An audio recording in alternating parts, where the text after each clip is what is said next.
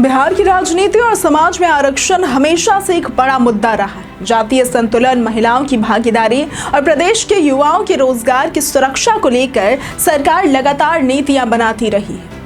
अब इसी क्रम में मुख्यमंत्री नीतीश कुमार ने एक अहम कदम उठाया है, जिसकी वजह से अब बिहार की सरकारी नौकरियों में प्रभावी तौर पर 74% पदों पर डोमिसाइल लागू हो चुका है। जी हाँ, ये फैसला कोई अचानक नहीं आया है, बल्कि लंबे समय से चले आ रही नीतियों और दबावों का नतीजा है। खासकर तब जब हाल ही में शिक्षकों की बड़ी बहाली प्रक्रिया के दौरान दूसरे राज्यों की महिलाओं का काफी चयन हुआ।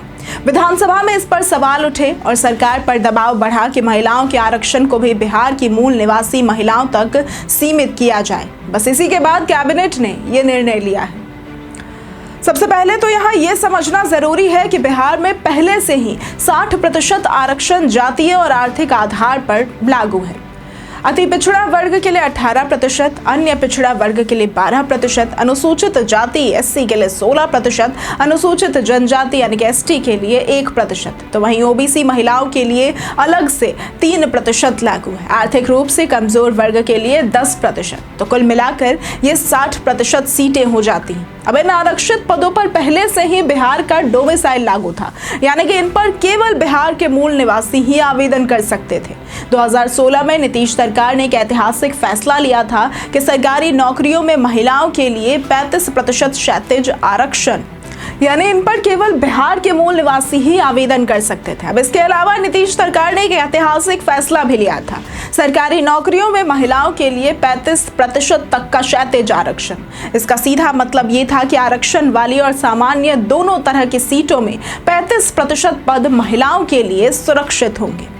अब मान लीजिए कि अगर ओबीसी के 100 पद निकले तो उनमें से 35 पद महिलाओं के लिए तय थे, और यही नियम एससी, एसटी, ईबीसी और ईडब्ल्यूएस की सीटों पर भी लागू होता था। अब यहाँ सबसे अहम बिंदु है 60% आरक्षण वाली सीटों पर तो बिहार के लोग ही अप्लाई कर सकते थे। बची हुई 40% सीटें पूरी तरह अनारक्षित थी। इन पर राज्य के सामान्य वर्ग के साथ साथ दूसरे राज्य के उम्मीदवार भी आवेदन कर सकते थे, लेकिन इन 40% सीटों पर भी 35% महिला आरक्षण लागू था, यानी कि 40 का 35%, 14% सीटें महिलाओं के लिए रिजर्व हो गई। इन्हीं सीटों के जरिए उत्तर प्रदेश, पश्चिम बंगाल और अन्य राज्यों की महिलाओं का चयन बड़ी संख्या में हुआ। अब नीतीश कैबिनेट ने यह फैसला किया है कि अनारक्षित 40% सीटों पर जो 14% क्षैतिज महिला आरक्षण है, वो केवल बिहार की मूल निवासी महिलाओं के लिए होगा। इसका मतलब ये हुआ कि अब 60% सीटों पर तो पहले से ही बिहार के लोग आवेदन कर सकते हैं, और अनारक्षित 40% सीटों में से 14% बिहार की महिलाओं के लिए रिजर्व हो गई, यानी कुल 74% पद ऐसे हो गए जिन पर सिर्फ बिहार के उम्मीदवार ही अप्लाई कर पाएंगे। अब बाकी के बचे 26% पदों पर बिहार के सामान्य वर्ग के साथ साथ दूसरे राज्यों के पुरुष और महिलाएं आवेदन कर पाएंगे।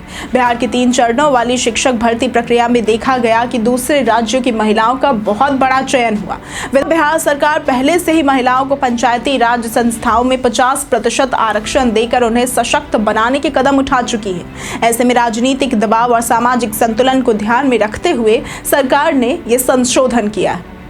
इस फैसले के साथ ही बिहार देश का पहला ऐसा राज्य बन गया है जिसने इतनी बड़ी संख्या में सरकारी नौकरियों में डोमिसाइल को प्रभावी कर दिया है। पहले केवल 60% सीटों पर डोमिसाइल था, अब महिला आरक्षण वाली 14% सीटें भी जुड़ गई हैं, तो कुल मिलाकर 74% पद केवल बिहार के लिए। अब अगर प्रभाव और परिणाम की बात करें तो बिहार की महिलाओं को सीधा फायदा होगा। अब उन्हें प्रतियोगिता में बाहर की महिलाओं से टक्कर नहीं लेनी पड़ेगी। दूसरे राज्यों की महिलाओं का नुकसान होगा, अब वे केवल 26% अनारक्षित सीटों पर ही अप्लाई कर पाएंगी। राजनीतिक फायदा, सीएम नीतीश कुमार की छवि महिलाओं के हितैषी नेता के रूप में और मजबूत होगी। युवाओं में मिश्रित प्रतिक्रिया, बिहार के सामान्य वर्ग के युवाओं को लग सकता है कि उनकी सीटें और कम हो गई हैं।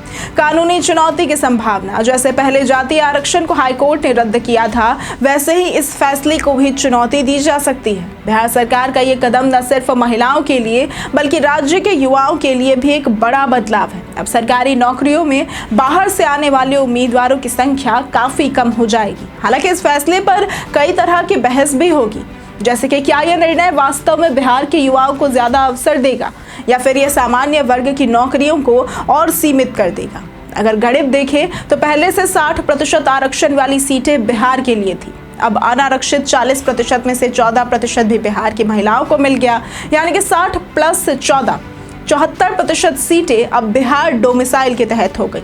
तो कुल मिलाकर यह फैसला बिहार की महिलाओं और युवाओं को सरकारी नौकरी में बड़ा मौका देता है। बाहर से आने वाले उम्मीदवारों के लिए रास्ता मुश्किल जरूर हुआ है, लेकिन नीतीश सरकार ने साफ कर दिया है कि नौकरियों में बिहारियों का हक सबसे पहले है। आने वाले दिनों में इसका राजनीतिक और सामाजिक असर दोनों देखने को मिलेगा। अगर आपको आज की ये वीडियो पसंद आई हो तो इस वीडियो को लाइक करें, ज़्यादा से ज़्यादा शेयर करें और हमारे चैनल को सब्सक्राइब करना ना भूलें। आज के लिए सिर्फ इतना ही। वीडियो हमारे साथ बने रहने के लिए धन्यवाद।